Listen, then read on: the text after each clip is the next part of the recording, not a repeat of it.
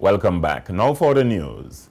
Premier and Minister of Finance, Dr. the Honorable D. Orlando Smith, has admitted that the government of the Virgin Islands has a cash flow problem. Speaking in the House of Assembly on March 31st as part of his wrap-up of the budget debate for the Appropriation Act 2016, the Finance Minister says this problem is likely to continue until the territory's consolidated fund is sufficiently built up. It is not new that sometimes bills do take some time to be paid in government. And this is partly now as a result of the cash flow problem. And for a long time this has been going on, Madam Speaker. But that is not to say that it's correct. And that is why I addressed that question, Madam Speaker, yesterday when I spoke about the facility that government is put in place so that bills, so that anybody, any business for who deals with government can be paid within a reasonable time. And one would expect that to be within 1 month time.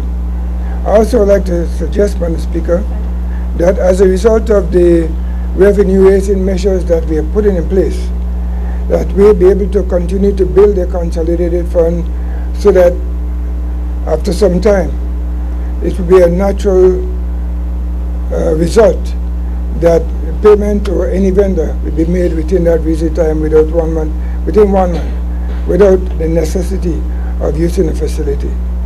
The Premier says the protocols for effective financial management signed by the governments of the United Kingdom and the Virgin Islands on April 23, 2012 forces the government of the Virgin Islands to build the territory's financial reserves. Dr. Smith also admitted that the BVI has been in breach of the protocols since they were signed in 2012. He went on to explain the nature of the breach. Madam Speaker, to say that we are in breach of the protocols, I'd like to suggest, Madam Speaker, that from the time the protocols were established, we have been in breach, but we've developed a program to be able to get out of that situation where we meet the requirements of the protocols. Within the same protocols, there is provision for what we call repairing of breach of the protocols. So at any time, where there's a breach of those protocols, whether we don't meet the standard required for the save and reserve or otherwise, there is a provision where, with discussion with the United Kingdom government, we can make provisions or make a provision to repair that breach, so to speak, or to change what we're doing so that we can then get out of the breach again. And usually there's about a 3-year period.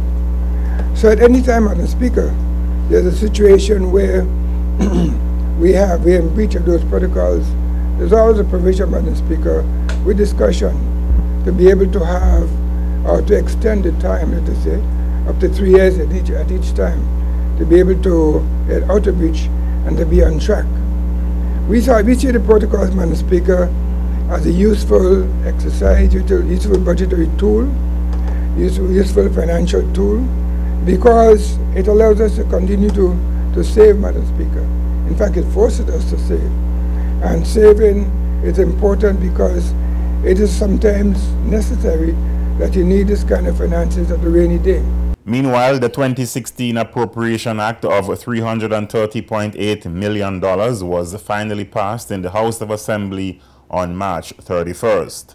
Following approval of the Appropriation Bill 2016 in the House of Assembly, it is referred to as the Appropriation Act. The Minister of Finance will then sign a warrant authorizing the Accountant General to spend monies contained in the Appropriation Act. In the Public Finance Management Act 2005, the Appropriation Act is defined as an act to apply a sum out of the consolidated fund to the service of a financial year and includes a supplementary appropriation act.